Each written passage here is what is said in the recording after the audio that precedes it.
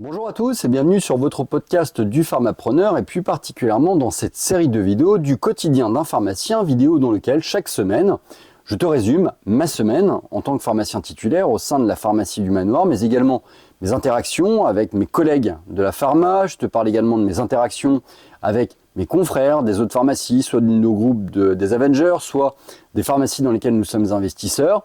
Je te parle également de mes relations avec les chargés commerciaux, avec les délégués, avec mes patients aussi. Bref, je te parle de mon quotidien, de mes problématiques, des solutions éventuellement que je trouve.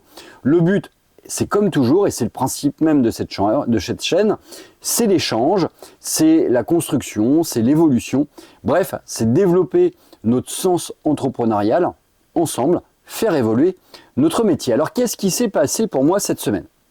Déjà, à titre personnel, pendant tout le week-end dernier, j'ai été du côté du Puy-en-Velay pour réaliser l'UTMB, le Saint-Jacques Trail by UTMB, distance sur laquelle ma femme a participé aux 28 km et moi-même j'ai participé aux 55 km. Une super édition, une super compétition, une super épreuve sur laquelle j'ai apprécié courir du début jusqu'à la fin, sans temps mort, sans je dirais, épuisement moral à réaliser cette course. Et puis ma femme a eu l'excellente idée de me réserver un gîte surprise le dimanche soir avec vue sur les gorges de l'Allier en pleine nature. Un moment extraordinaire, un moment suspendu dans le temps. Et je la remercie pour ça. Je remercie également l'accueil qu'on a pu avoir. Et puis je remercie aussi la flexibilité de mon équipe et de mon collègue Marc-Antoine, parce que pour le coup, lorsque ma femme a réservé ça d'une manière secrète, elle m'a juste posé une question en mode « Dis donc, t'as rien de prévu lundi ?» Et puis moi, je lui ai répondu non, rien de notable. Bon, j'avais juste oublié qu'on avait un rendez-vous avec mon collègue Max et que l'après-midi, on avait les entretiens individuels, du moins l'entretien individuel de Noémie. Et donc, du coup, ma femme a réservé et j'ai été amené à échanger avec mon collègue Marc-Antoine en fin de dimanche, en mode « Dis donc, au regard de tes photos et au regard de ta fatigue, j'ai pas forcément l'impression que tu vas être là demain matin ?» Et je dis non, effectivement. Et il m'a rappelé les obligations. Bref, mon équipe et mon collègue ont été super complaisants, je dirais, super agréables. Et ce qui m'a permis finalement de commencer ma journée lundi vers 17h, le temps de revenir du Puy-en-Velay. Ceci étant, on n'a pas rien fait entre 17 et 19h30 parce que du coup, j'ai fait un petit peu de comptoir. J'ai refait le topage un petit peu avec Marco de tout ce qui s'était passé entre vendredi et lundi, notamment pas mal de coups de fil que j'ai été amené à passer dans le cadre d'un projet qu'on est en train de driver, je dirais.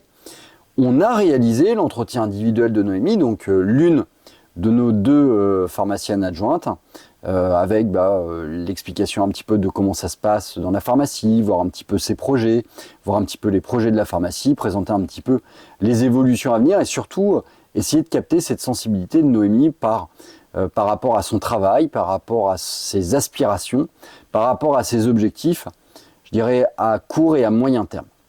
Voilà, donc du comptoir, des entretiens individuels, un petit point sur la nature du projet, et puis voilà, ça se termine assez rapidement. Finalement, en arrivant à 17h, finalement, ça ne fait jamais que 2h30 de travail.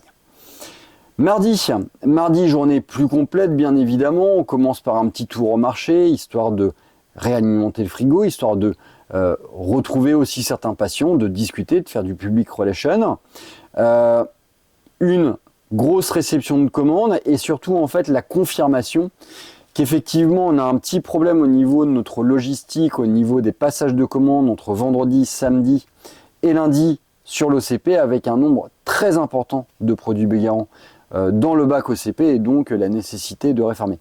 J'avais pris le parti de dire à Marco, surtout on ne touche pas à la commande, c'est moi qui la pointe, c'est moi qui la valide et effectivement ça a confirmé cette chose. Après réception de commande classique sur le robot avec un petit pointage et un petit checkage de l'état du robot comme je le fais toutes les semaines vérification des goulottes, vérification s'il n'y a pas des boîtes en erreur à l'intérieur de l'enceinte. Voilà, réallocation éventuellement de certaines références. Mardi, j'en ai également profité pour faire un point avec Pierre Delcourt sur les reliquats des commandes La Roche-Posay. Pourquoi je fais ça régulièrement? Pourquoi on fait ça régulièrement? Tout simplement, et si tu le sais, si tu suis ces vidéos, on est en autopilotage dans cette pharmacie, donc avec Win Autopilote. Et du coup, en fait, si jamais on a des commandes de reliquats qui sont ou pas honorées par le laboratoire, ça peut avoir tendance à perturber la génération des commandes en autopilotage. En gros, tu as des produits qui sont en attente, qui ne sont pas livrés par le laboratoire. L'autopilotage va considérer que tu es censé les recevoir, donc ne les recommande pas. Et donc, il est nécessaire de faire des points très réguliers avec tes représentants pour voir si les commandes qui sont en reliquat vont être honorées. Premier point. Si oui, en déterminer la date, de façon à ce que l'autopilotage reparamètre ses besoins en fonction de la date prévue de réception de ces reliquats. Et si jamais ils ne sont pas prévus, balancer les reliquats en préparation de commande et éventuellement les repasser sous validation du représentant qui dit si les produits sont disponibles ou pas. Bref, point important, fait, j'avais quand même pas loin de 5 commandes La Roche-Posay et 2 commandes CeraVe qui souffraient de ça. Et ça faisait déjà un petit moment que j'avais envoyé des mails à Pierre sans retour. Et là, je l'ai appelé, histoire de lui mettre un peu, entre guillemets, la presse. J'ai fait la même chose pour le laboratoire Procter & Gamble avec notamment un produit, le Bactéo Apésil, sous forme de spray qu'on n'a pas reçu. Et je voulais savoir pareil si on allait alimenter des reliquats. Alors c'est un petit peu moins gênant parce que ça finalement c'est une espèce de nouveauté qu'on introduit. Donc du coup, je veux dire, il n'y a pas vraiment d'attente folle, pas en tout cas comme La Roche-Posay. Je t'invite à être très vigilant, notamment si tu es sous WinPharma et avec l'autopilotage, à faire très attention à ces commandes en reliquat parce que très simplement, ça peut avoir tendance à perturber ton stock. J'en ai profité également pour transmettre une commande à LK. En fin de semaine dernière, je m'étais rendu compte qu'on avait énormément consommé nos stocks de Grasax. Voilà, c'est aussi de la période. Donc du coup, réalisation d'une commande pour 75 jours, transmise à ma collègue Hélène, qui va me le passer en rétro et qui va nous le transmettre assez rapidement. Gestion également d'un certain nombre de rétros sur cette journée du mardi. Comme tu le sais, on est dans cette phase un petit peu mixte où on a demandé aux pharmacies satellites d'alimenter le plus possible leur pharmacie jusqu'à la fin du mois de juin parce que après le mois de juillet, la pharmacie est close entre guillemets pour le passage des grosses commandes de rétro. Le but c'est vraiment faire du petit dépannage, du petit picking. Par contre, tout ce qui est grosses commandes, c'est terminé pendant 2 mois. Donc à eux de se charger entre guillemets et à eux de s'ordonner de façon à pouvoir avoir le stock nécessaire pour tenir sur cette période-là. Et puis on a réalisé également l'entretien individuel de notre préparatrice Sylvie, entretien individuel qui s'est bien passé, 15-30 minutes avec les mêmes thématiques, c'est-à-dire la présentation du bilan de l'année qui vient de s'écouler, le contexte un peu général, présenter le futur, je dirais, de la pharmacie et le futur du contexte général, et surtout, je dirais, prendre le temps d'écouter le salarié, de voir un petit peu quelles sont ses aspirations, les choses qui vont, les choses qui ne vont pas, ses questions éventuellement, et prendre vraiment ce temps pour écouter. Alors, les EI cette année ont une saveur un peu particulière parce que on a pris le parti déjà depuis quelques mois de faire des rendez-vous réguliers avec nos différents collaborateurs, que ce soit dans le cadre des promotions, que ce soit dans les transmissions des affichages réglementaires, des informations réglementaires, que ce soit des rendez-vous avec les préparateurs, avec les pharmaciens adjoints, bref, il y a une communication extrêmement régulière qui est d'ores et déjà mise en place et qui fait qu'au final, les entretiens individuels sont, et ça c'est assez confortable, juste orientés sur l'écoute du salarié et non pas la transmission de messages importants.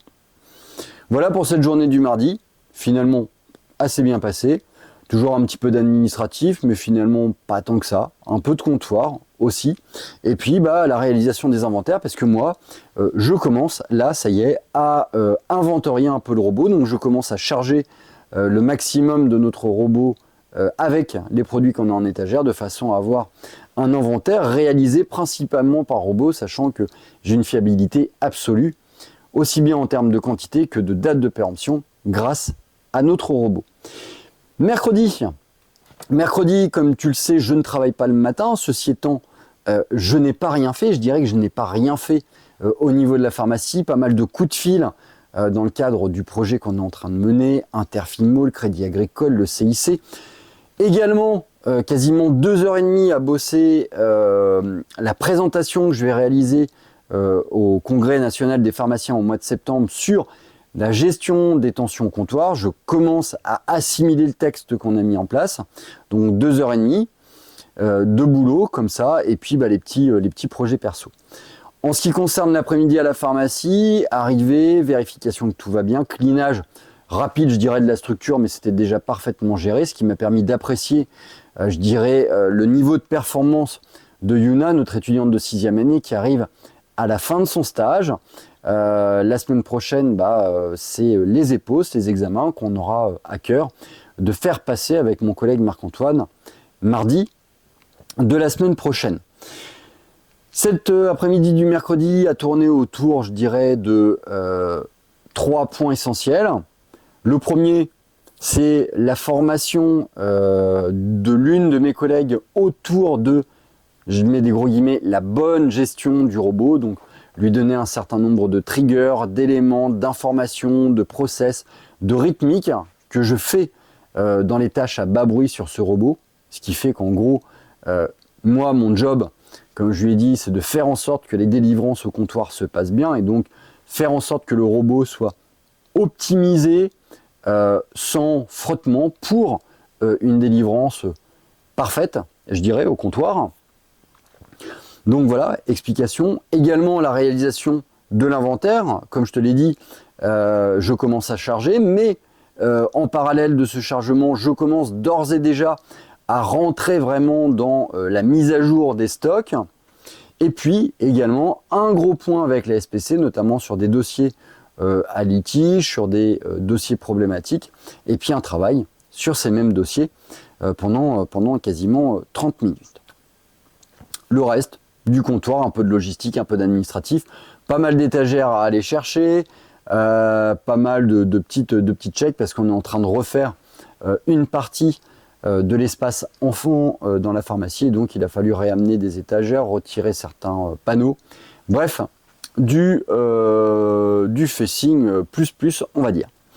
En ce qui concerne la journée de jeudi matin, j'ai pas mal travaillé des sujets perso, j'ai surtout beaucoup travaillé la formation, du moins la présentation pour le CNP du mois de septembre, quasiment 2h30, encore une fois. Et puis l'après-midi, c'est des coups de fil dans le cadre de notre projet, c'est du travail sur le robot pour l'ajustement des stocks, c'est la réception également de tableaux de type Excel générés par mon collègue Mathieu Peunier de la pharmacie de Saint-Jacques dans le cadre de l'analyse de notre accord Biogarant et du rendez-vous que l'on va avoir avec Biogarant le 30 juin. Voilà, un point avec le laboratoire Servier sur des besoins éventuellement en produits d'Aflon et en produits vignetés.